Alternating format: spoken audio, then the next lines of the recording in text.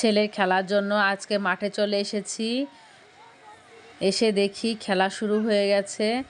পরপর লাইন দিয়ে সব বাচ্চারা দাঁড়িয়ে রয়েছে, ওদের গুলি চামচ খেলা হবে, তাই মুখে চামচ আর গুলি নিয়ে দাঁড়িয়ে রয়েছে। বাঁশি বাজার সাথে সাথেই ওরা চলা শুরু করে দেবে, ওর অপেক্ষায় রয়েছে কখন বাঁশি বাজে। দেখো কত সুন্দর দাঁড়িয়ে রয়েছে, বাঁশি বাজানো শুরু হয়ে গেছে আর ওদের চলাও শুরু হয়ে গেছে। বাচ্চাদের খেলা দেখতে কিন্তু বেশ মজা লাগে। দেখো যাদের গুলি পড়ে যাচ্ছে তারা বসে পড়ছে, এই দেখো আস্তে আস্তে আস্তে আস্তে যাচ্ছে বাচ্চাগুলো, আর একজনেরও গুলি পড়ে গেছে। কিন্তু ওই দেখো একটা বাচ্চা একদম আস্তে আস্তে গিয়েও শেষ পর্যন্ত ও জিতে গেল। বেশ মজা লাগছে ওদের খেলা দেখতে। এরপর খেলা হলো লজেন্স দৌড়। আমি এই খেলাটা ফার্স্ট দেখলাম।